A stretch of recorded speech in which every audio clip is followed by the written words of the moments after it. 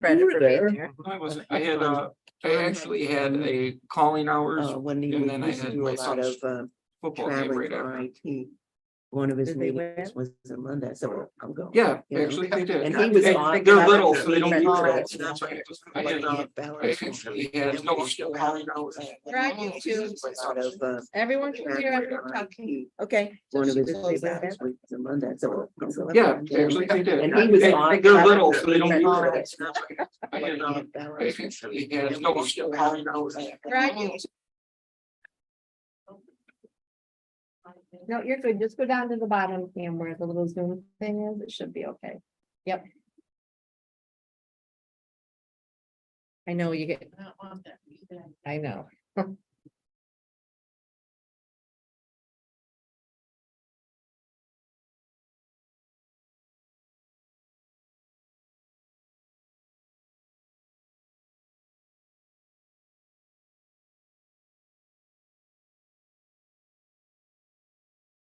Got 1 minute, Jerry.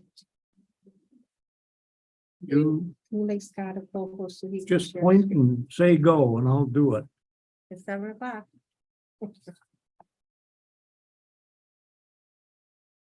I must be getting goofy. I could swear I saw you there yesterday. No. We talked about it on Friday. All right, 7 o'clock, sir. Ready? It always does. Yes, we are ready.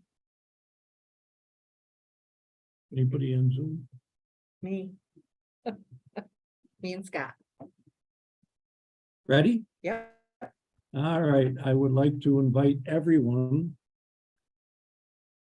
to our town board workshop meeting of October 2nd, 2023. Will you please join me for a pledge of allegiance and roll call? I pledge allegiance to the flag of the United States of America and to the republic for which it stands, one nation, under God, indivisible, with liberty and justice for all. Will the town clerk please call the roll? Councilman Chase, Here. Councilwoman Corbin, Here. Councilwoman Morelli, Here. Councilman Wilbur. Here. Supervisor Cusie. Here. This being a workshop meeting, we've got 3 topics that we're going to focus on. And the first topic is the Code Committee's proposal for the limited industrial code. And we are privileged to have Chair Scott Strock here to walk us through the accomplishments so far. Scott, I yield to you. I would ask that you use the mic there. It should have a green light on the other end if it's on. It's on. It's on. Okay, I'm gonna need to share my screen. So, I typically have difficulty doing that, but I believe I just pushed the share screen. Mm-hmm.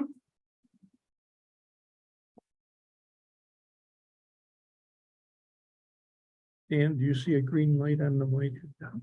Yep. Good, thank you. If Scott maybe will have to move that closer, but he speaks just because of we do have difficulty hearing. Okay, is that working? Yes. Am I recording? Okay.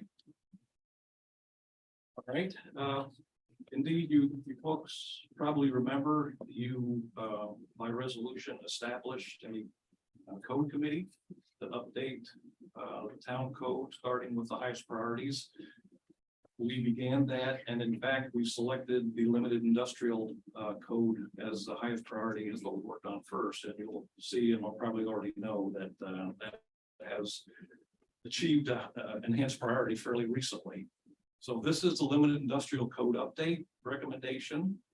It is a proposal from the code committee made up of David Watson on the conservation board, John Morelli, who led the comprehensive plan committee, and of course is a member of the planning board as well, John Limbeck, the building inspector, and me from the planning board. We actually first issued a recommendation to the town board on this in written form on June 14th, 2023, along with a letter explaining in general terms what the changes were. This presentation will follow that letter fairly closely. Now, I mentioned it has enhanced priority because of the Ferguson Electric proposal. If you can see, like, get my cursor up here. This is the so-called high-tech drive limited industrial zone. And there's about a 10.5 acre lot right up here. It is at the southeast corner of the intersection of Town Line Road and West Henrietta Road. But it's the northwest corner of that limited industrial zone. The proposal is from Ferguson Electric based on a letter that I got about September 19th from the building inspector. Have you all had a chance to see that letter, by the way? I have. Not everybody. I haven't seen it. Essentially, it was sent primarily by CBRE Upstate. CBRE is a Coldwell Banker, Richard Ellis, which is the largest real estate development firm in the country, but they have branches all over the country. And there's one in upstate New York as well. From two of their folks, along with the CFO of Ferguson Electric. Ferguson Electric is a major commercial electric services provider, headquartered in Buffalo, but they would like to open up a Rochester branch serving the Finger Lakes as well as Rochester. As it turns out, this lot, this 10.5 acre lot that I mentioned, is either owned or controlled by Sealand. Sealand being the construction company that does a lot of work on 390, for example, which has a headquarters right in that same industrial park. So I've been in contact, as Jerry has been, with Becky Guelli, I think is the vice president of operations on that. So they have an interest in this as well. But they sent a letter saying they would like to go through the process of building about 20,000 square foot headquarters. There would be offices and warehouse, but also would need about an acre, they said, of so-called yard outside storage, which I believe would be not only equipment, but conduit and the sort of stuff that they would keep on site. And the problem is that our limited industrial code is very restrictive. It's arguable about whether a so-called what they call it, service type commercial business is allowed. We'll talk more about that and others that probably are already there, but clearly outside storage is not allowed. The code's pretty non-ambiguous about that. So we've got some obstacles. And in my conversation with Becky, I let her know that it probably would be best to see how quickly we can work through this proposal that we made back in June and now we're presenting tonight. By the way, I was invited here, I think in July, and I couldn't make it then. So this is kind of been rescheduled. It took a while during the summer to get back. But in the meantime, since that June 14th proposal, we have made a few very minor changes. We've been working on the commercial district code as well as the what we call mixed use hamlet code. And going through those thought processes, we realize there's a lot of similarities. And there's some of the things that we added to those two newer ones that we've gone back and added to this limited industrial. So by the way, let's see. You can see the limited industrial zone. So there's one of them known as high tech. There's this one over here off of 251. And there's one down here where Syncon and the medical group is IUVO or something like that. And then there's this couple of plots over here that are connected. That is where Comet Flasher has been working and building up with crushed stone for years. So I've got two overarching goals to fix current code shortfalls. The first is to reduce the restrictions so we can be more accommodating of existing businesses and value potential new businesses such as Ferguson Electric.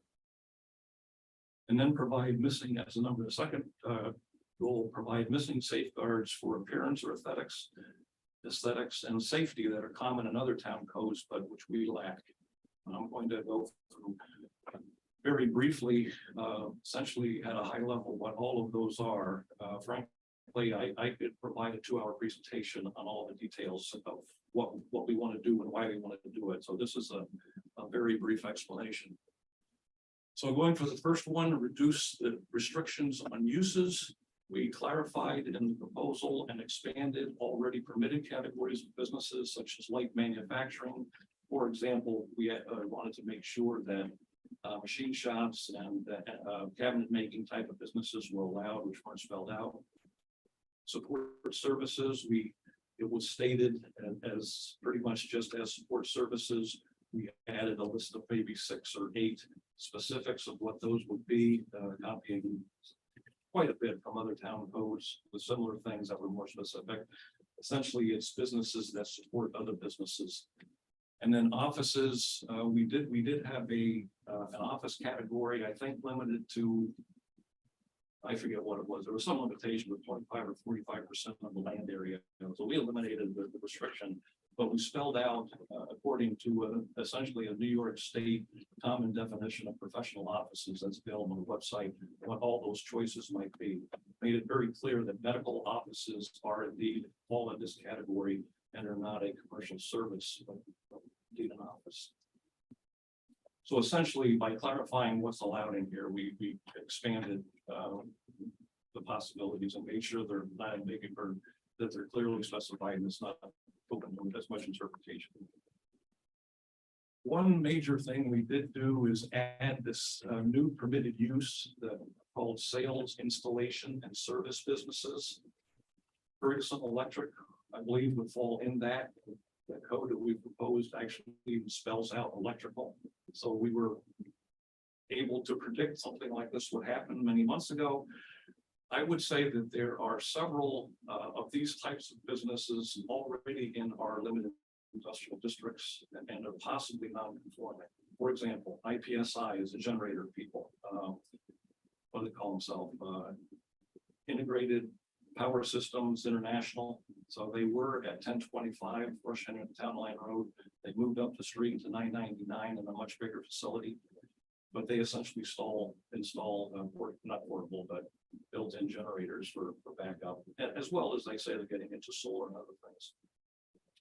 Syncom is on West Henrietta Road, and they're the municipal truck people who add, specialty back onto trucks for various uses, whether they're vacuums or all kinds of other things.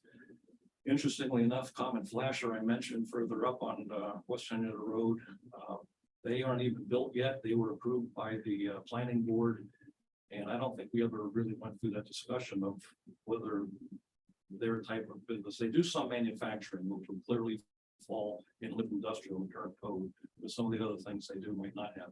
But there's probably others, folks that are doing service installation and service businesses. I mentioned Ferguson Electric, so I think that's a real big one. But we added others.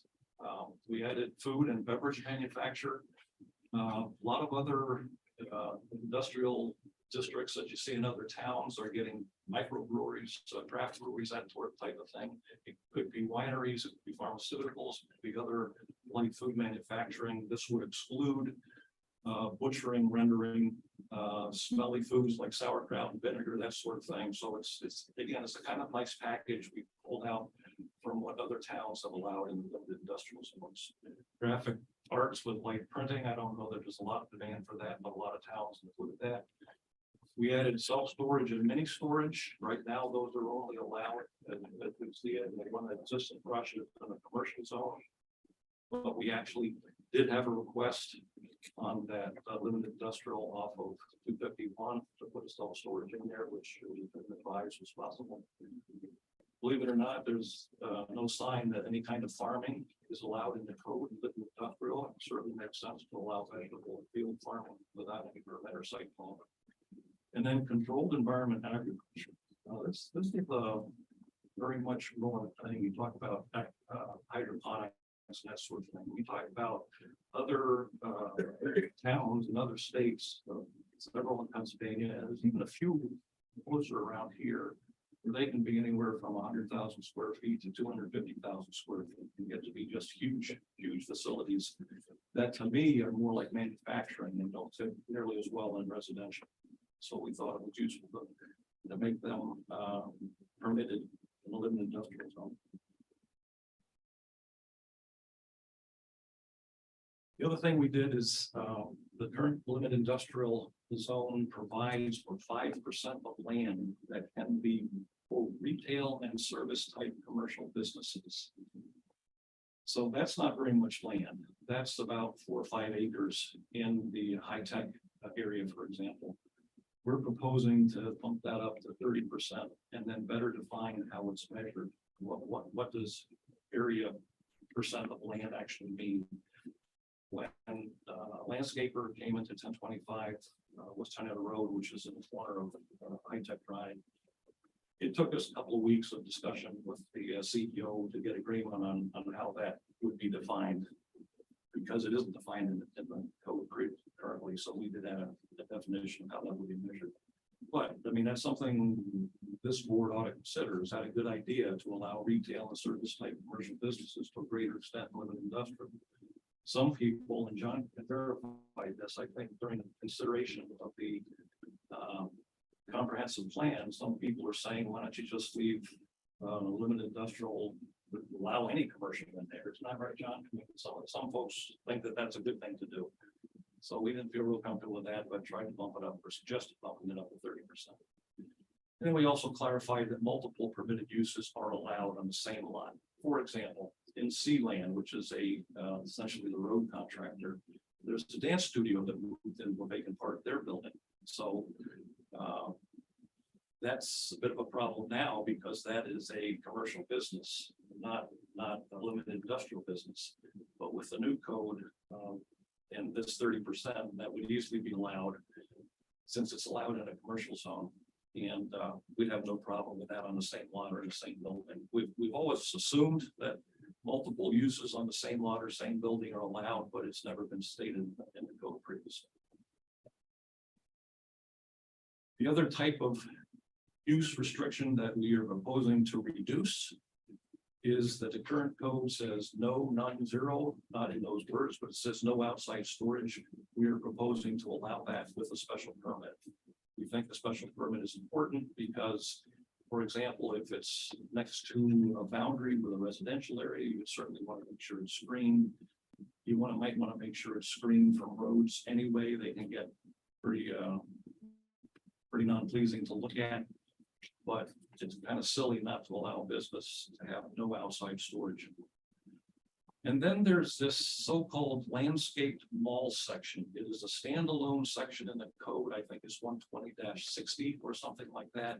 It is not in the limited industrial code, and it is not in the commercial code, but it applies to both of those. It says so in that write-up.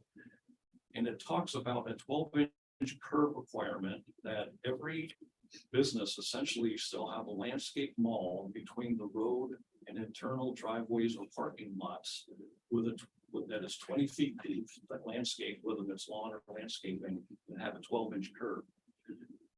So nobody really knows what that means or how it got there. Interestingly enough, that same wording is used in Henrietta, and they simply say, well, only 6 inches is above ground, so the other 6 inches is below ground.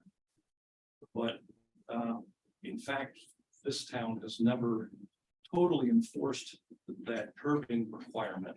I will show you some pictures that we have a number of businesses with curbs and around the landscape mall. They're normal 6-inch curbs, but certainly not all of them. So we are proposing that curbs can be required by the planning board, but it kind of depends on safety and the congestion in the area, and it's not a universal requirement. It's certainly not a 12-inch curb. But we'll talk more about parking lot setbacks in a minute. There are a bunch of what I feel are missing safeguards, and the code committee agreed. And that is things like waste dumpster location. The code is very specific in the limited industrial zone, and it says that waste shall be in a container or dumpster or something like that. but it says nothing about waste dumpster locations. And I'll show you some examples in a moment that are pretty obnoxious. So we are simply saying it has to be behind the front face of the property. And I would, as a requirement, I would wish to have it in the back of the property if at all possible. And we're saying that the planning board may require it to be screened from residential properties or possibly other lots. There's big issues around dumpster screening. You will see a lot of commercial businesses, and by the way, our commercial code does require dumpsters to be in the back of the property and screened, I believe. But there's a lot of issues that people will build fences around waste dumpsters, usually don't last very long, that eventually the doors kind of are abused and they fall off and they're hanging open, part open, part closed. And so I think over prescribing what's required can equally be a problem. That's why we did say everything has to be screened, but we'll have on a site-by-site basis. This access driveways and parking lot setbacks, I'm going to show you some examples of those.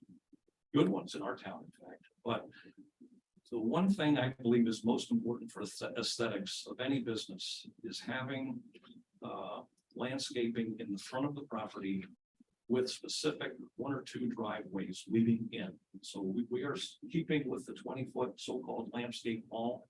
We're not going to call it a landscape wall. We're going to embed that in the limited industrial and the commercial codes. But it will be called access, driveway, and parking lot setbacks. So it will be a 20-foot setback, and we will want businesses to have specific driveways. The least attractive thing you can do is allow a business to pave everything, pave the whole lot right up to the road. It's just this big, ugly area that cars can come in and out of willy-nilly, and it's not safe and it looks awful.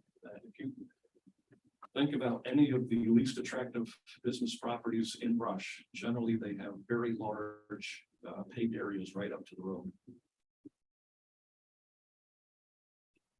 Building architecture is something we added. If you go back before, I think 2003, the town of Rush actually had an architectural advisory committee.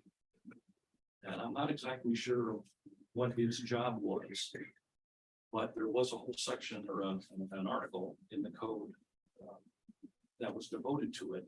And there are still other parts of the code, such as the restricted business district, that refer to the architectural advisory committee. We are not proposing to re-implement that. What we are proposing is to give the planning board discretion to consider architecture and require elevations or renderings of what the front, sides, and back of the building will look like. In my opinion, 95% of the time, there will be no issue. We won't need to do anything but look at what the applicant has provided. But the 5% of the time, when something is in a very conspicuous location, kind of an entry location into the town, maybe next to other important places like town hall, I think it's important that the planning board have some say and ability to push on and make architecture something that's pleasing. But again, I think that requirement will rarely have to be implemented. Landscaping is similar. We have put in the code that we will require every applicant that comes forward to build a new building to spend 1% of their building cost on landscaping. Now, you might think that's a lot, but if you have a building, it would not include the lot, it would not include a lot of the things that go in just the building itself, would not include any process equipment in the building. But 1% of the building, it's like build a building that was $1 million, that would mean we'd expect them to spend $10,000 on landscaping. That's way less than the percentage I spent on my house for sure, but that's what actually that comes from Pittsburgh. That is something that Pittsburgh requires. Currently, the town code gives the planning board pretty wide latitude to specify landscaping, but there's nothing specific about what it should be, what it should cost, and as a result, it rarely, if ever, comes up. Maximum building size. I'll show you a couple examples there too. We put in 50,000 square feet as the maximum building size that can be exceeded with a special permit. So you can very well argue about that. Some towns for specific types of businesses will say there's a 5,000, a 6,000, a 10,000, a 20,000 foot maximum building size. We just tried to keep it simple.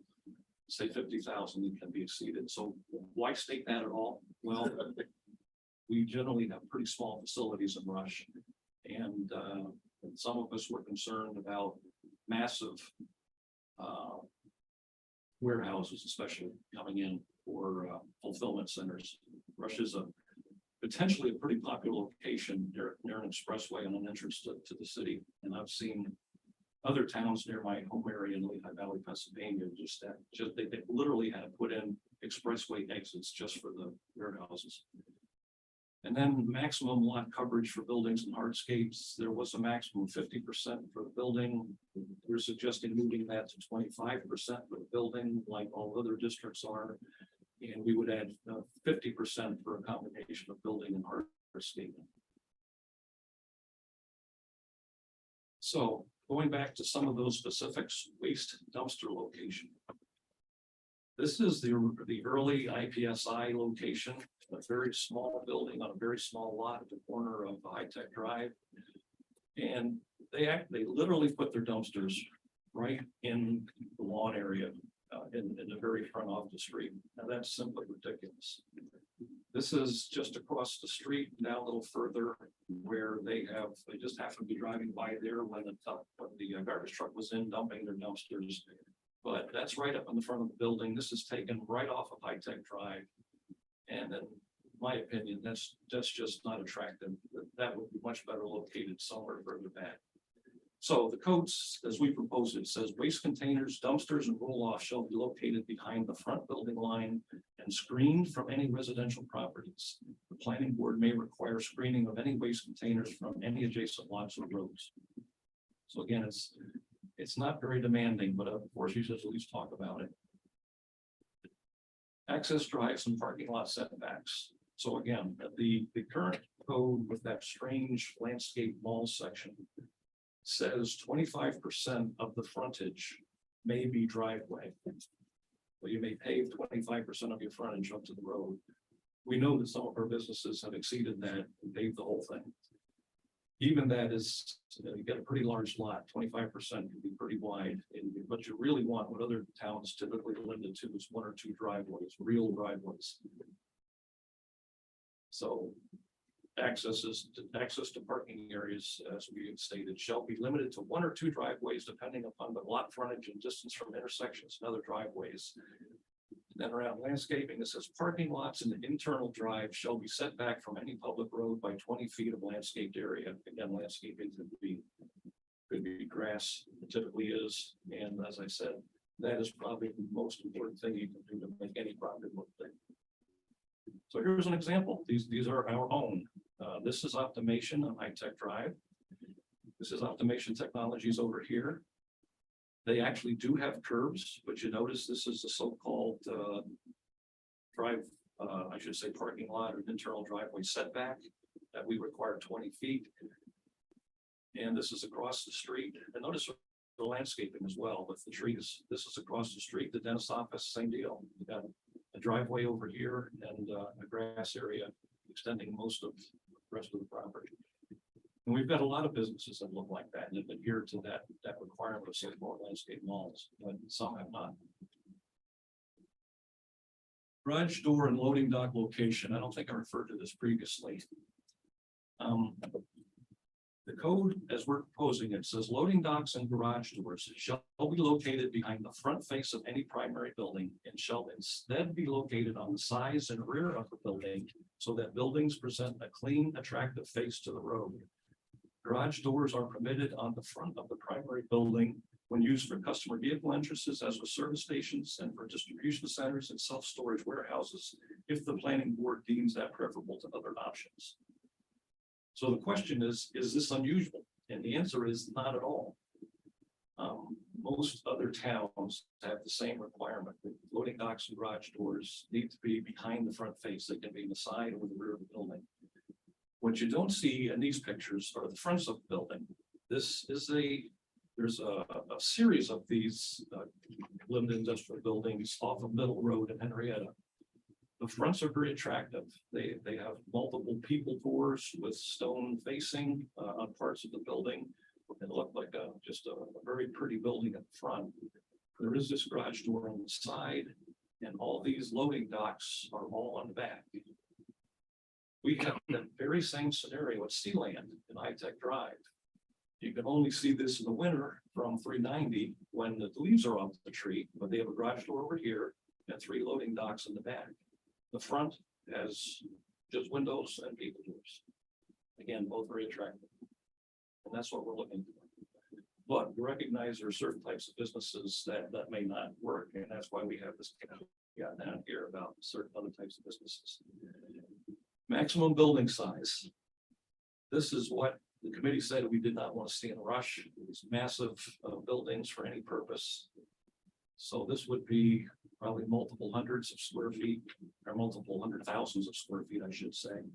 And that we still feel it fits the scale here. Particularly with the visibility we would have off of West Henrietta Road or Live Industrials areas are. This is about the size that would be allowed. This happens to be across West Henrietta Town Line Road in Henrietta. It's a company called Oregon Freeze Dry. It's fairly new within the last 5 years. And that's actually about 60,000 square feet, which I'm using an example of 50,000 square feet.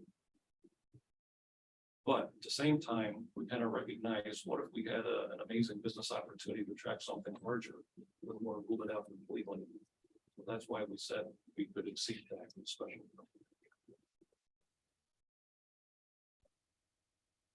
Okay, spelled safeguards wrong in this version. But the other thing to be sure that we were providing what we feel are safeguards typical in other towns, and that is we make it clear that a new site plan or special permit is required for any new use, including building additions. That in fact is a policy we have already been following. A good example of that is Cuban Studios and addition on a couple of years ago. Change in use to a separate, different, and distinct use. That phrase is already in the code as it exists now, where we added product, process, or location within a lot. We also added changes to parking, lighting, grading, filling, excavating, or drainage that have the potential to negatively impact a neighboring property. We added that at the request of the building inspector, who felt frustrated about not having a handle now on companies who do that sort of thing, and he has no code reason to challenge it. So here's the push of the committee. Let's update the limited industrial code so we can enforce what's important for safety and appearance. This I showed previously. This is the initial IPSI where they had parking all over the place, dumpsters right at the road. They had outside storage in a number of types back here that were not permitted. This is right next door, a company that I can't remember. They have a whole bunch of outside storage back here, which is readily visible, which has been there as long as I can remember. And I doubt if it's ever been challenged, even though the code now clearly says no outside storage. So I think part of our problem in this town is where we have code that appears to many people to be unreasonable. It is therefore not enforced. And then other examples that are enforced, the people that it's being enforced against feel they're being picked on, that it's not, the code isn't enforced uniformly. And let's update the code so that we can attract valuable new businesses. And this is from Ferguson Electric's website. That's a great example. Now, this is an opportunity to show rapid approval capability for appreciation and all of important businesses. Those important businesses being Sealand, who was interested in Ferguson Electric, using their lot. It's important for another important business is Ferguson Electric. So we propose, if town board ends up approving of what we've written, in general at least, Code Committee proposes that the town board immediately ask Wayland Code to provide their input on the appropriateness of the intent and wording of what we have proposed and provide a town law approval resolution. Probably the fastest we could even think about a public hearing would be the October 25th town board meeting. And I think the town board ought to consider for review by MRB would be helpful. In my view, it would be nice, but I don't know that it's a requirement. At the same time, we need to schedule more of these because we are just about as far along on the commercial code update. And on, believe it or not, the Hamlet, what we call a mixed-use Hamlet district code. And that's exactly what this says. So the commercial district will look a lot like what you see here for the limited industrial proposal. But we have added a lot more specifics of what businesses, what types of businesses, what commercial businesses would be allowed, benchmarking what other towns have specified. The mixed-use hamlet, which we are calling MUH district. Many other towns use mixed-use district, which is abbreviated MUD. We don't like that. So we don't use district in any other district name, so we'll just call it MUH.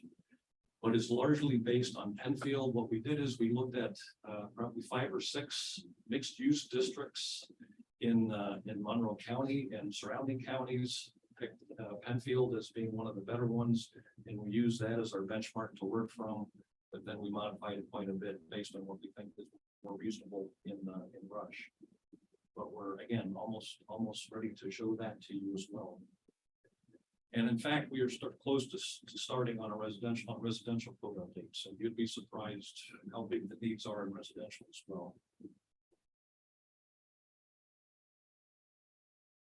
Last slide I have is recognition of our own code committee. When we set this up, we expected that the code committee would be uniquely positioned. Members who had a knowledge of the code shortfalls as a result of the experience that we had. We have experience with the negative impact on businesses, on other residents, and on town officials such as building inspector and code enforcement officer and appointees such as the planning board, perhaps the zoning board. None of those people are benefited by the shortfalls in our town code. But having a small group of 4 people, we avoid open meeting restrictions, and we benefit very much from active member participation in any way possible. But we have met about every 2 weeks on a Thursday morning. And I would say that we have members who respect each other and recognize what we're all contributing, and we're self-reinforcing by making the progress that I hope to see. And again, this is I hope our results demonstrate that this is a rare opportunity for meaningful code improvement at almost no cost. Now we're getting into having Wayland Code involved, but the work that the 4 of us have done have cost nothing. And I would dare to say, if you were looking for a grant to do the type of work that we had done, it would be in the tens of thousands of dollars. Okay. So I hope you've had a chance to read it, and I welcome any questions you've had. I realize there's a lot of meat there. Depending on your perspective, things may not be as obvious to you all as they are for us. I've discussed it so much, but again, I welcome questions, and hopefully John and I can answer them. Yes, sir. I realize that this update was independently needed by our limited industrial code section. But at the same time, it was driven by the thoughts of the Ferguson enterprise moving into High Tech Park. My question is,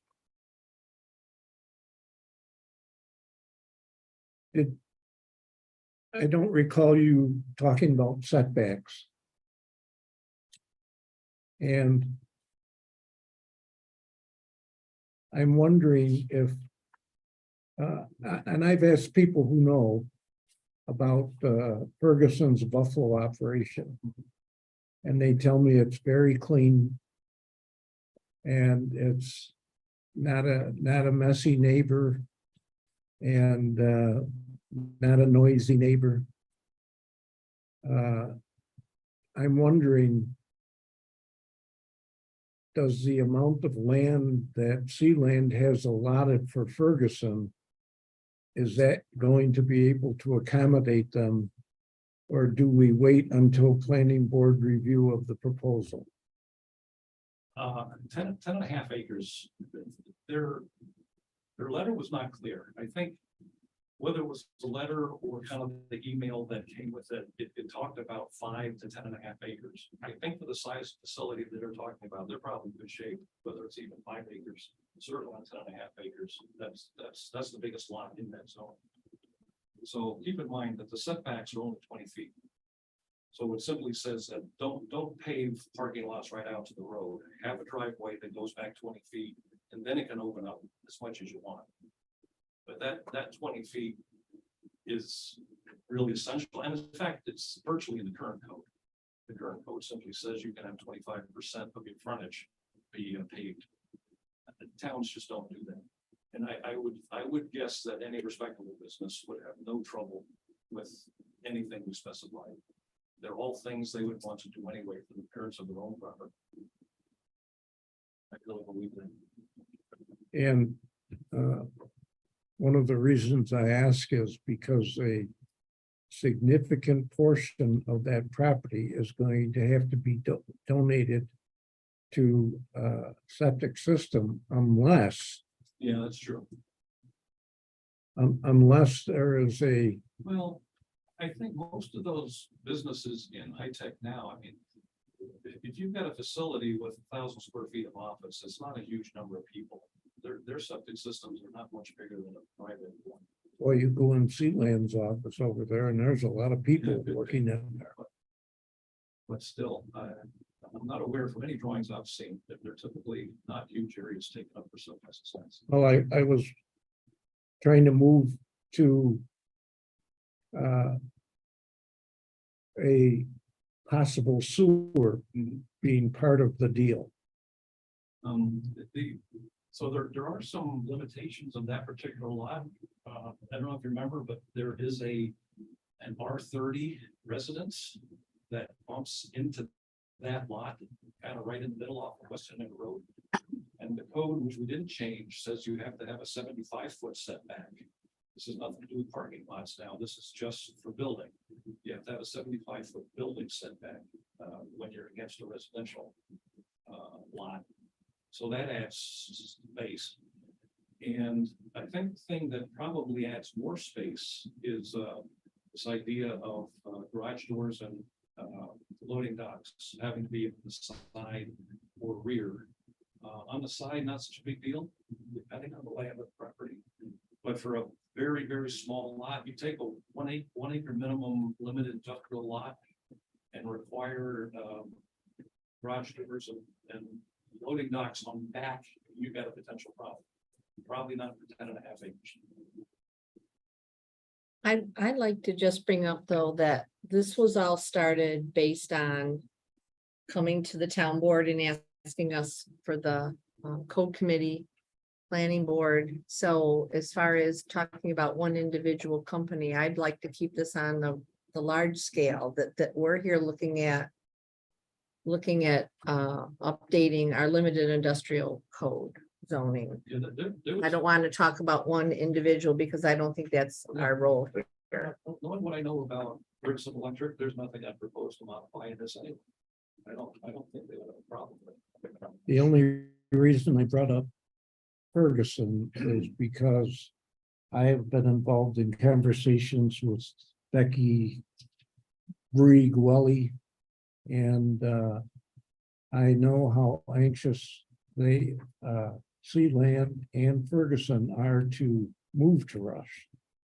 It's a strategic location for them to service the Finger Lakes region. Right, but we can't And change I'm not our. done yet. Go ahead. Thank you. You never do that to me. Go ahead. I think the way you. Oh, he You interrupted. help Ferguson is to move this along quickly. I wouldn't change anything. I'm not saying to, I'm just saying I want to focus on what you have brought here, not talk about Ferguson. And I also think that as I started my comments before, I said that we are focused on development of that LI district. But I know that Ferguson has helped to push that along, probably adding more speed to it than we would normally be involved with. I would not want to see us get to a point where Ferguson determines that it's not appropriate for them to move here. And I ask those questions to make sure that while we're focused on developing the limited industrial district in the town of Rush, we can't lose sight of the fact that we've got a fish and we're hungry and we want to land it.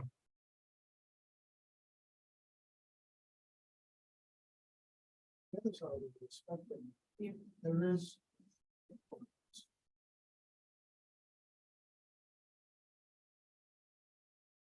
Yeah, on the other side of the spectrum is the fact that we have been working to make sure that the limited industrial, the commercial, and to a lesser extent, but also consistently, the mixed use hamlet regulations or zoning don't conflict and help each other. They work together. So, but my interest would be in seeing those three considered all at the same time, not because I'm not quite sure what kind of conflicts, and maybe Scott could speak more to this, we might run into if we approve, say, or if you guys approve the limited industrial and then waited on the commercial, what complications that might bring. So I'd like to see all three of them move ahead together. Having been the liaison, my tenure here on the board, and being a liaison to the planning board, and having, sat out there and listened to presentations, or, even informal presentations about locating or doing something else here in the limited industrial zone or commercial zone. This is, I think the town has, basically in the past, up until now, tied its hands, at least legally, from allowing a lot, because no one has the authority. The planning board certainly doesn't have the authority to allow things that are expressly disallowed within the code. And I've witnessed that sitting out there and watching proceedings about people want to do, and that the board has to say, well, try this, try that, or you're going to have to reduce the size because you need to do, because the code doesn't allow some of the things that will be allowed now. Outside storage. I think one of the ones, a recent landscaping business. Well, he wound up, I believe, moving there, but has to have another offsite place to store some of his materials because he can't keep it at his business. In that case, he really wanted to be in the space and was willing to do that. But, maybe someone else wouldn't be able to do that or have another location to do that. I think some of the changes here, without harming any other district, and after I'm reading, I'm trying to see how would that harm anything else going on here in the town, to allow more business opportunities. They're not going to be constrained unnecessarily by our code, which my understanding had so many conflicts in it, something that was appearing in limited industrial, and then there was a conflicting statement in the commercial zone for the same type of situation. Well, how do you apply the law there? So I think they're doing what we asked them to do, but as you said, here we have, we can attract some businesses that want to come here, and we have the opportunity because they've already worked on the things to make it possible without harming anyone in the process, the way I see it, And built-in safeguards. and build in safeguards, exactly. So, And not in any way trying to defend previous boards. no, I'm not going back. but, No, you know, I'm not. Okay, I'm not. I am gonna say something and it's not in an attempt to defend previous boards. But previous boards, when they wrote the limited industrial code, did not have facing them what we have facing us. And they probably thought a lot by us about keeping the town rural. And but they also did not have a lot of the things facing us that we have facing us today. And I think it's important that we take that into consideration and look at this as an opportunity, not only to upgrade our limited industrial code, but also to make it compatible for the present interested party and other interested parties in the future. Yeah, just let me make a couple of more comments. So you know that in High Tech Drive, which is our most significant live industrial zone, there's a lot of vacant lots and there's been no development there really in about 30 years. So there must have been a lot of activity in the late 1990s. Really nothing since then, maybe a little bit in the very 2002, 2003. But there's a reason nothing's come in there. And I think it's because what the current code allows, there's just not much demand for. You know, how many computer development businesses you can find, or even manufacturing businesses these days? So a lot of the activities in the areas that we provided the option to do, not including commercial. There also was a case where a business, and according to Becky Gwelly, the name of it was Syracuse Supply, but it apparently had a deal and a site plan approval to come into High Tech Drive. And the town was sued by one of the current residents, business owners in High Tech Drive, who won the lawsuit and prevented that business from coming in because it was a commercial business not allowed by our own town code. So, you know, we really need a code that's more permissive, I think, if we want to have some more valuable businesses come in. That's a great point. Thank you for bringing that up. I forgot about that. I just appreciate all the hard work, all the benchmarking, all the additions, safeguards, deletions. I've watched many of the planning board meetings as well over my 4 years, and many of the things that you are looking into have come up, so I like what I'm seeing. I'm just out of curiosity, Scott, do you know how many acres are on that site? About 48 and a half. Not the whole site, just the interest expressed by Ferguson. I think it's a 10.5 acre lot as it is now. So maybe they're thinking of subdividing it down to 5 and a 5 or something like that. But as a lot exists now, it's about 10.5 acres. That whole limited industrial zone that includes High Tech Drive is 48.5 acres. With that, Scott, just, I don't want to dwell on Ferguson, but with the other commercial businesses that are in that, would that Ferguson put you over that 30%, or do you feel No, so confident we that you are? have defined this so that sales, installation, and service businesses are allowed up to 100%. Okay, So they're not in the commercial 30%. Okay. They're in a category by themselves and totally allowed. okay. So that covers IPSI, SimCon, maybe Comet Flasher, and maybe a few others that I'm not sure what's going on. Okay.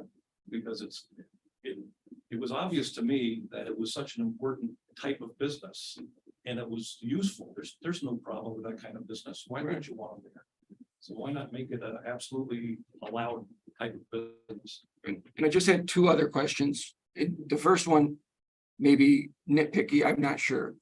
But for the site plan review, it was added to be on all businesses, whether they're moving into a building that has already been there for years. So is that common practice in other towns to have a site plan review on? Yeah, I think that was, I think the existing code actually says for any kind of any new or different use, it does require a site plan. So that's not even new.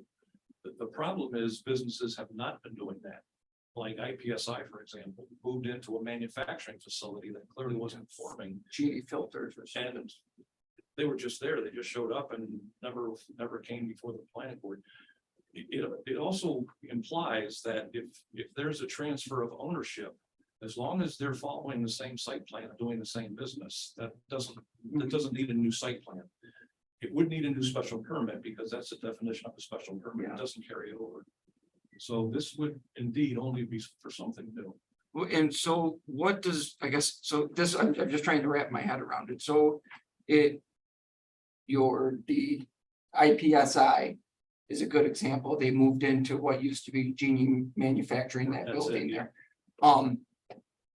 What would the site plan, what would requiring them to submit a site plan?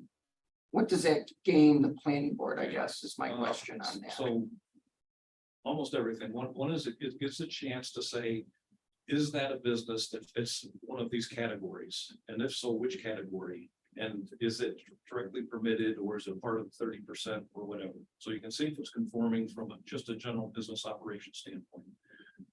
Then what outside storage might they want? What outside overnight parking might they want? How many parking spaces do they need? Are they expanding the office and maybe a septic system change is needed? So any of those things where the business is substantially different, and does the facilities line up with that or something different needed? What signage do they need? Are they going to have different lights? So anything that's a part of the town code would be reviewed. In general, most of that is not going to be a problem, frankly. There would typically would be adequate parking space. There would be adequate pull in and turn around and unload, offload space, that sort of thing. My concern is with the site plan is obviously for larger companies, it's not a big deal. But for some of the smaller companies, it can be, It could be a few thousand. yeah, so it could be a cumbersome cost Yep. where I didn't know if maybe the specialty use permit would cover some of the information you're looking to gather through the site plan, especially in a building that's already established. Is my question, I guess. Yes, you could look at that. The special permits, keep in mind, are for one particular use only. So for example, the special permit could cover overnight parking, Mhm. how many? Or it could cover outside storage, but it couldn't cover both of those. So the site plan is the overall facility. What is the business? Are the number of parking spaces sufficient during the day? Is the lighting correct? All of that general sort of stuff. Okay. So in my way of looking at it, and I'll give you a confounding view that you may or may not like, but the CBD business coming right up here. As it appears now, there is no need for a site plan. We have no idea what they've got in terms of parking. We have no idea what their septic system is, how many apartments are above it, if there are any above it. We have no idea what lighting or signage they plan to do, because according to the code, they don't need a site plan apparently.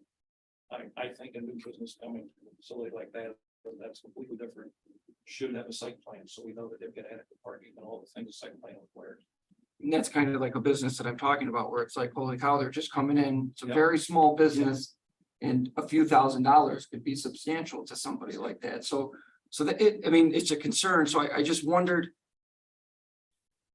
I guess I kind of wonder slightly, is there a way to get that information from some of these businesses, especially moving into an already established building area, parking lots, where you could obtain that information without having them go through an official site plan, where you had a better idea of maybe what their business plan is without having something so official.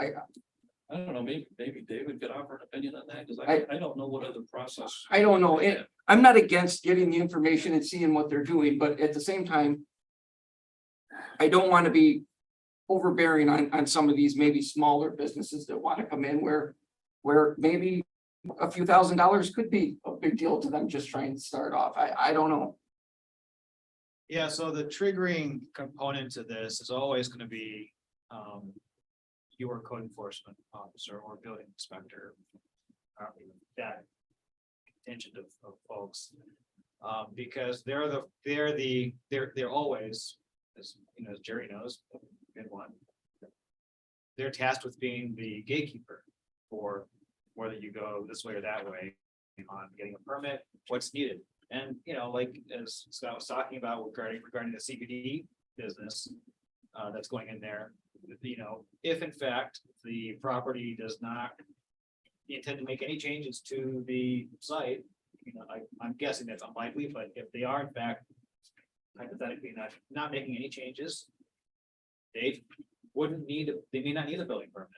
So then they're off to do their, you know, they're totally free to do whatever they want in terms of moving forward with the project. They don't need to come back before site plan, before planning board, because they don't need it. What triggers everything is the building permit. You need a building permit, then you need a site plan. So where you fall within that framework kind of answers your question, Dan, about like, what do we need? And if they need to have something, you know, to answer your specific question about what can we do to, you know, create a framework where they don't need to spend all that money to put together a full site plan or not. That's something that is going to be, I think, highly fact specific,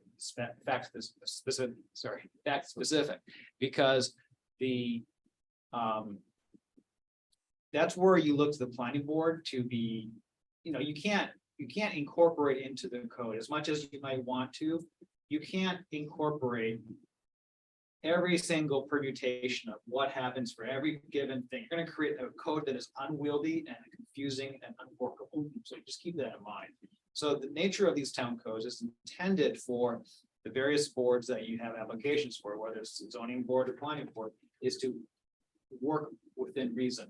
So, and that's why the state law allows for the planning boards, whether it's site plans or subdivisions, to waive aspects of a site plan application. So for any given application. So if you are, you know, if you have a small project, but your site plan code has like A to AAA of list of things that has to be completed. And you know, for a small project, that's just not feasible, or these things don't apply, then it's really up to the planning board to say, to understand that and to just say, okay, we're just going to skip all these things and note that for the record and just show us A, B, and C instead.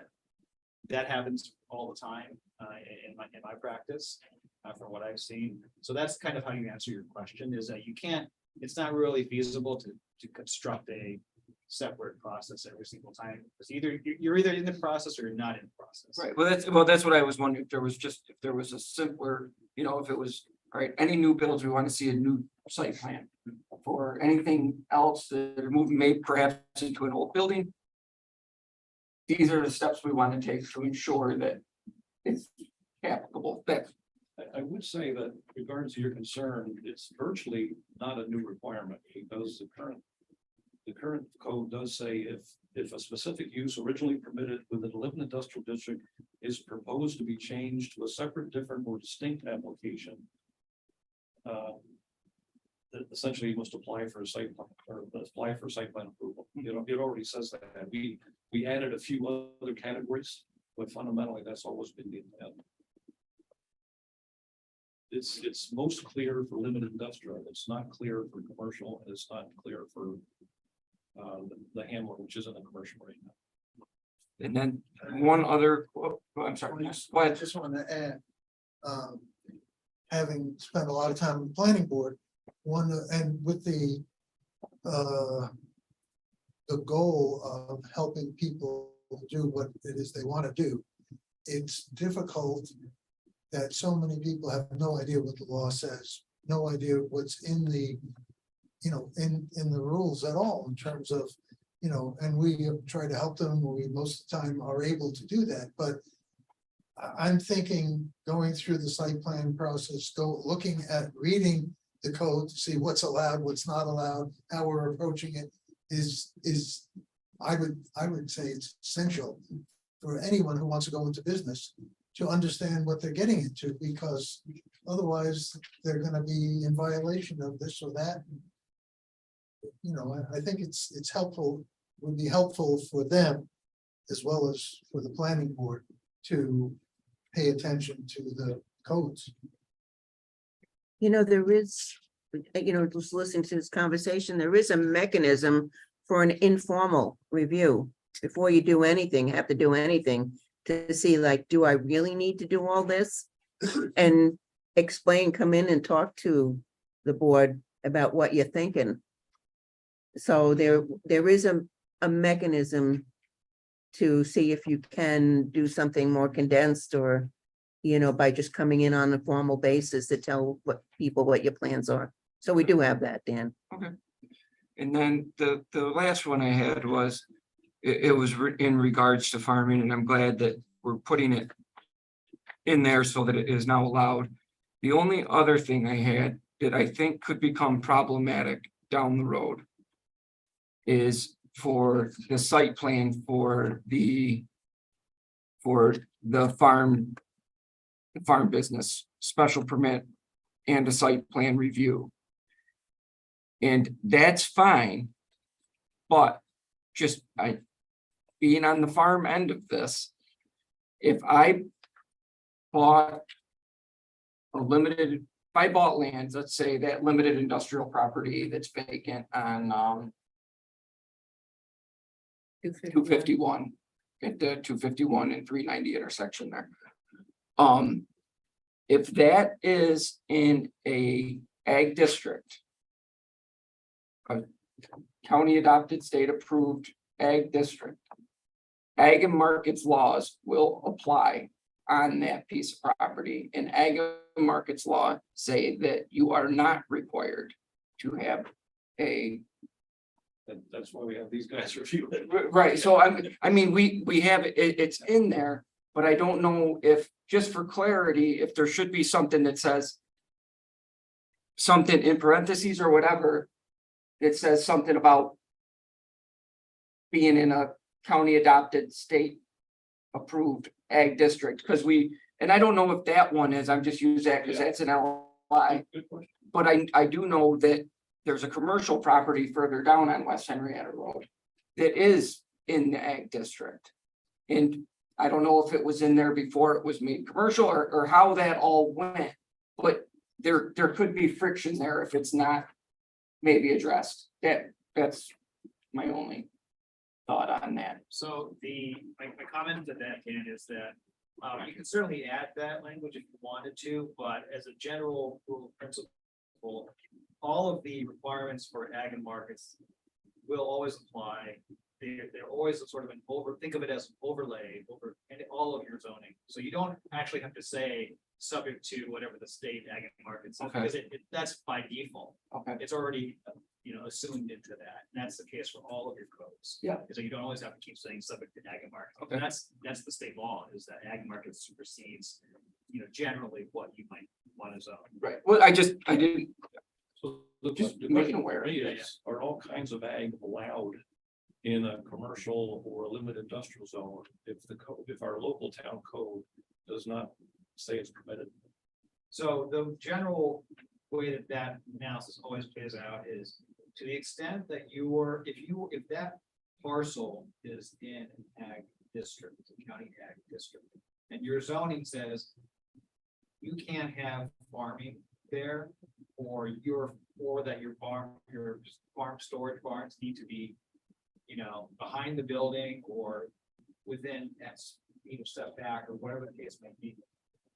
Again, it's the state doesn't want towns to legislate the minutia of this, but their general rule is going to be, If your code says, whatever your code says, if it creates unreasonable, and you know the language. Yeah, you're right.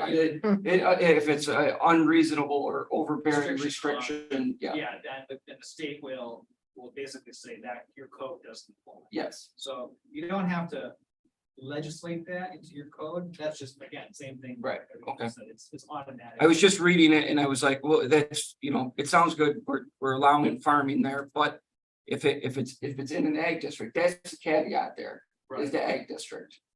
Yeah, it's, I think that's still. Okay. But anyways, so I read it and it sounded good, but at the same sense, appreciate it. So, I mean, I think that one of the things that, it's really, I don't want to nap anymore, but the, it's also kind of, that situation is also kind of dependent on, how big your lots tend to be in the commercial, I mean, in most cases, commercial zone lots tend to be impractical for farming Right, right. activities. And the same may also be for LI district properties too. Yeah. 10 acres may be small, big from a LI perspective, Right. but small from a farming yeah, perspective. I just brought it up because we're talking about LI. I think you're probably correct in that assumption for most of the LI lots that we're dealing with in town. But some of the commercial ones are, yeah, yes, they're much larger areas in those instances, but. Yeah, that's my 2 cents on that, so. No, I Yeah, appreciate it because we've had this discussion, as you are well aware, and it's good to hear from David. Yeah, it's good to clarify, absolutely.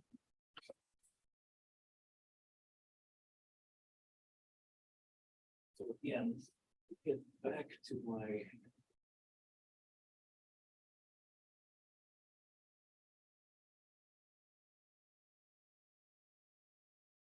Ready to ask plan and code to review the specific proposal. I am. I am. Okay, so I can start putting together local law documents that go, with it, incorporate the changes that, the codes committee have put together.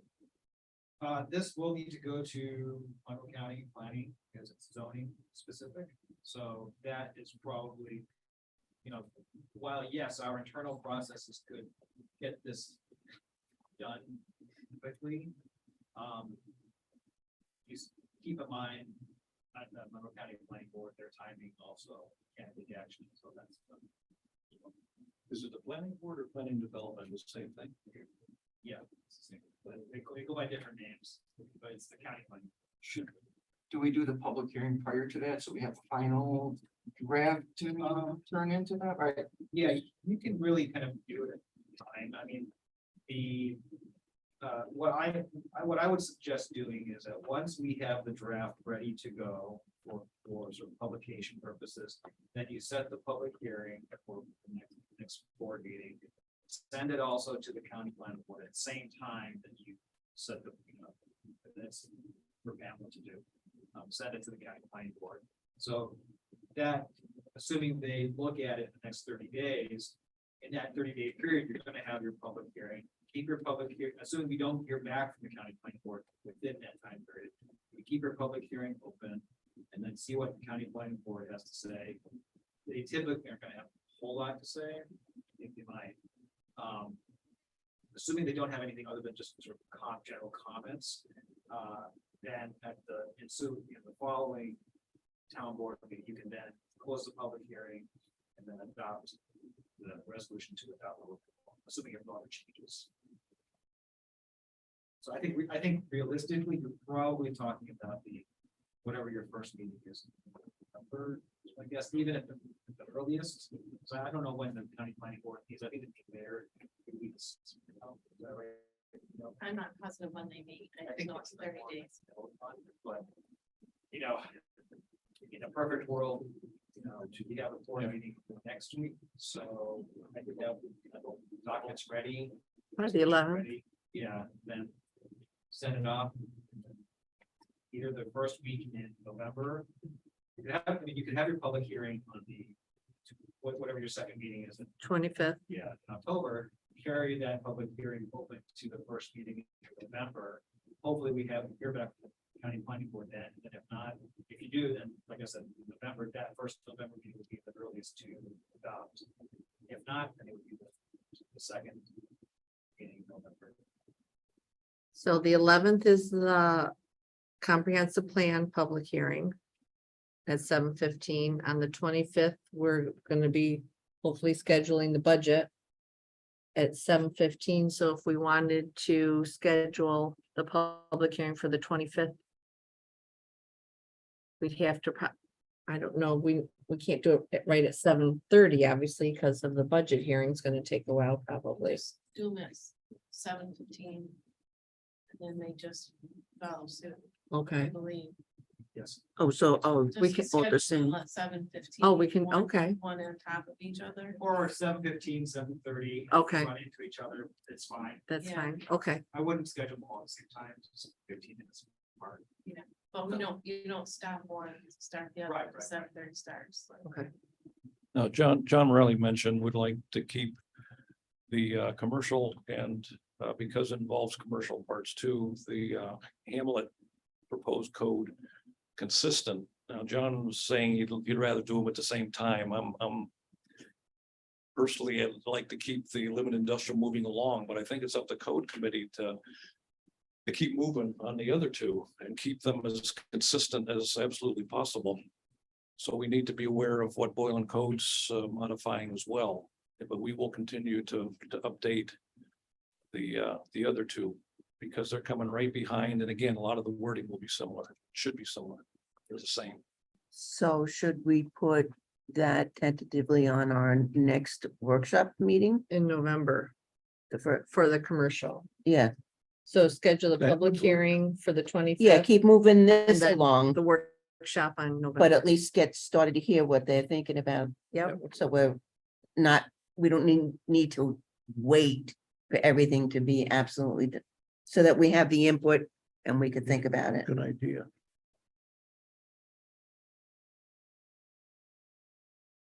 well, I'll make a resolution, or Jean, do you want to schedule the public hearing? You do it. I couldn't remember exactly what days I was getting confused. All right, it's okay to do that, right? Even though it wasn't on the agenda. Public hearing now. Okay, we'll do that at the 11th. Okay, All right. All all right, we'll schedule that Okay. for the agenda. All right, sorry about that. The October 11th, And the agenda for, we'll put just, on the agenda for October 11th, yep. Set the yeah, public for then, and then the workshop in November. Assuming that works for the code committee. And that's gonna be commercial, John and Scott, If Well- we have enough time, we can do commercial and okay, mixed use Hamlet. let's do, okay, Because again, remember, mixed use Hamlet now is commercial, and we need to be able to keep commercial capability in it. hmm It would make more sense to look at both of those together. yeah, I agree. And that date in November is, Mixed use Hamlet is a totally What is different it? animal, though, because when you talk Six? about a setback, and some of the properties we Six. have here, you need the right to code with a lot of latitude. Monday. there's a And board uses- meeting that same week, okay. David, do you have a copy of the proposal? I'm sure I can get it from, We sent it to you. which one, the commercial? No, the one from yeah, tonight. I have Yes, he's got this one. Thank you, thank you. I know how hard we all work, but I've seen you guys in here. Jocking rooms and everything else. Thank you. We've never produced anything. No, Well, I just want to say I appreciate your time and interest. So it's been an hour and 17 minutes now. I didn't expect it would take that long, but I guess I shouldn't have been surprised. First of all, it was me doing the It's gonna take presentation. short. Yeah, it's a say pretty, that a little louder. it's a pretty big deal. It is. It and it's pretty is. exciting. I feel excited that we're making this kind of progress. And I I have think- a curiosity question. Of all the towns that you researched, how many are like we used to be versus how many are like we are going to become? More closer to what we're going to become. Yeah, I suspected that because interestingly, if you look at our restricted business, we have an RB district, which there are none designated in the town. It's a very nice write-up in our town code. It just happens to be the one we don't use. The others are very limited and strange. They were written for a different era.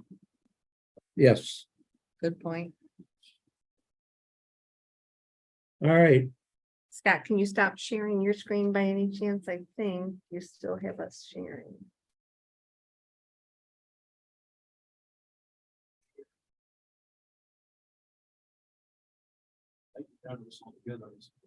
Okay.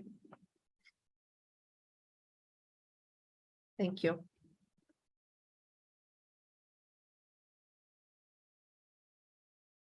Everyone comfortable for us to move on?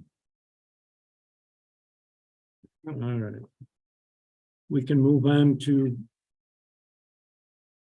topic number 2, a proposed resolution to schedule a public hearing of the 2024 preliminary budget. Supervisor Christie, did you talk to the budget officer regarding that? I did talk to the budget officer regarding that, but no real detail. Why are you referring to something? Well, just as Attorney House said, we don't have it because you're still working on it. Yes. So, should have it before you schedule a public hearing. We don't want to schedule it next week. Well, Well, Can't we go ahead and schedule it since we do have something and then get the public input and then make changes? I thought that's what Janice said we could We do. can do that. Make Once changes it's to it. preliminary, I didn't think we could change it. The only That was thing, my the only thing purpose. we can't change are the elected. Well, so my opinion on that is that That's what we want. is that my comment about the local laws is that you want to have the public be able to see what you're setting public meeting, public hearing for. So you need to have the local laws, at least in your quote unquote final draft, ready for them to see. The same principle applies for the budgets. So to the extent that you've already been working towards a final budget, I personally don't have a legal issue with if you want to set the public hearing, if tentative budgets are already part of the public discussion. are we I believe- putting the tentative budget available to the public then? Because you're still working on it? And it's not really finalized, because you're still. I think working we on should. it. And my question was how the resolution at the last meeting was said. It said that the budget officer will file with the town clerk on October 25th, the preliminary budget. And that didn't make sense to me because it's got to be filed for you to be able to post Right. well before our public hearing. So I had questions as well. What I'm saying is, we have a meeting next week. By then, you're gonna be talking, I believe, with, and getting your answers for the budget information that you requested. So that she will be able to give me an updated information to have available for the public to look at when you schedule the public hearing. And then schedule the public hearing for the next town board meeting. I will have enough time to do that. Yes. If that's the plan, I don't see why that wouldn't be a good plan. because you still want to meet the deadline in the schedule we have for the tax cap to be filed by the budget So officer. remember that. It's. I know the November 25th 2nd. was the day she November wanted. 2nd is when she's scheduled to file that. So That would give us time. Yeah, but if we get public comments at the 25th, how does that give her enough, us as a board to take that into consideration? You know what I'm saying? Mhm. Well, I guess we would have to take it into consideration that night. Yeah. and I don't see anything wrong with that. No, we just need to have the finance officer here to be able to work us through anything. She'll be here. She couldn't come tonight because Probably wasn't necessary tonight, but that meeting definitely would be very helpful at that one. All set, All set. what we just agreed with? Can someone repeat what we just? I know. want to make sure we're all on the same page. I think we're going to schedule the public hearing after our meet, or at our meeting on Wednesday. Yes, On the next 11th. Wednesday. And that gives you enough time to do that. All right, move that, baby. David, you're comfortable? Yeah, as I mean, Pam knows that the ultimate state deadlines that we need to work, so you're always kind of counting backwards from that in a sense. So what works for you guys works for the finance officer, finance director, that's. All right, All right. The next and final item on our topics list is a proposed resolution to authorize the Rushtown Court to apply for a JCAP grant for 2023-2024 grant cycle for up to $30,000. I have a letter here from the court that I will read so that you all know what this is about. This is from to Pamela Busey, Town Clerk, from Michael Talon, Town Justice. Do you all have that letter? Mhm, it's in Yeah, your green got it folder. I tonight. won't bore you by reading it then. I didn't know you all had it. So,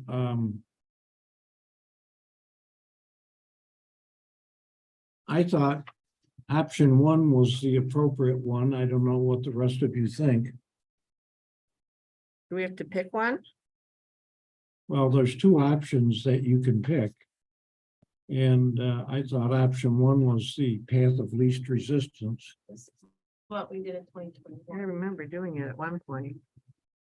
That's a long time ago. Option one says apply for a grant. Option two, to apply for a grant. Oh, that's where you can put a different amount in. Your own amount. Okay, and it does look like in 2021, we read a resolution for 30,000. Town board, I did ask Judge Talon what the amount would be. And I said, is it the same or not? And he said, you always put that amount in so that, For the best. yes, We don't if have, you don't ask, you cannot receive. Ask for more than you need. okay, well. I'm gonna, since we don't have a resolution in front of us, why don't I try the one from 21? So I did not. I so move to authorize the Rushtown Court to apply for a JCAP grant in the 2023-24 grant cycle for up to $30,000. Is there a second? I'll second. Councilman Chase. Aye. Councilwoman Corbin. Aye. Councilwoman Morale. Aye. Councilman Wilbur. Aye. Supervisor QC. Aye. And that has to be above my signature, is that correct?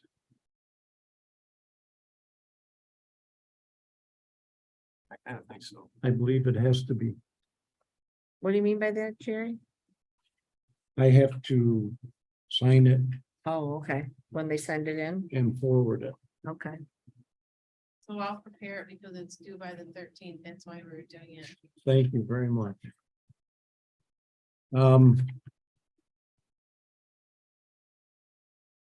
we want to go into a quick attorney-client privilege?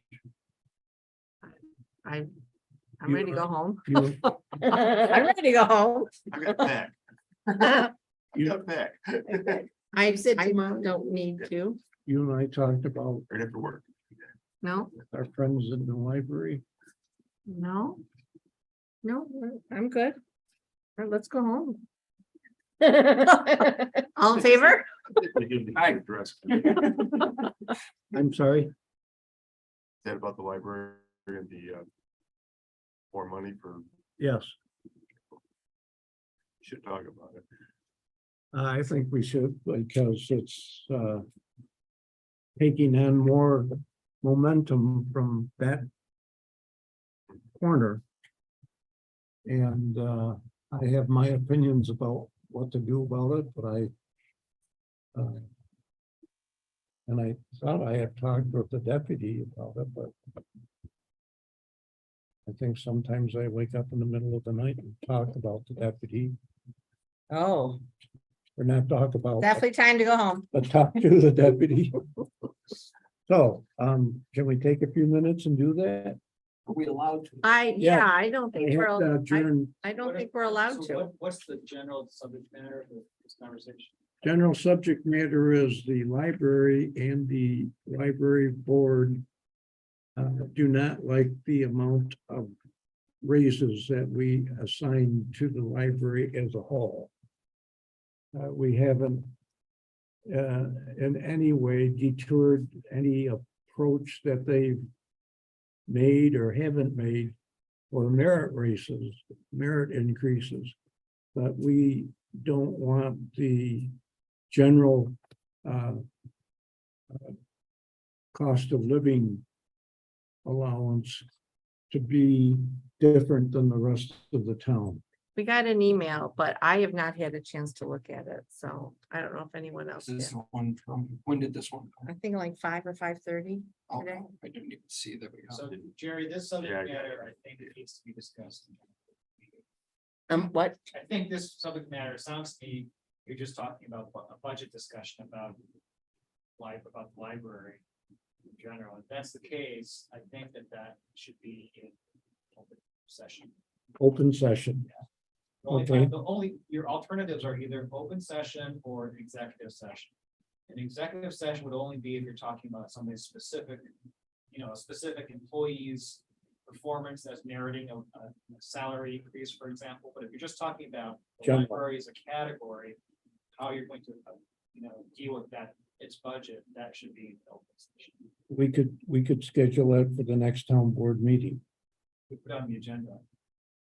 I think we need to, because I think, as we discussed at the last meeting, that there was probably some stuff we need to discuss as far as what we were gonna do for pay regarding where your secretary was at specifically as compared to some of the other employees and what we needed to do to try and maybe keep some peace there. And we have to talk about how much we're taking out of the expended balance to set the So, taxes, so there's a lot to talk yeah, about. there's, And you all got the report from Janice on that? Yeah. Okay, so we can cover that at next week's board meeting. you know, Everybody comfy? I don't know, if I'd say comfy, but. Yeah. Well, we'll schedule it, Yeah. putting it on the agenda. So we will put it on the agenda.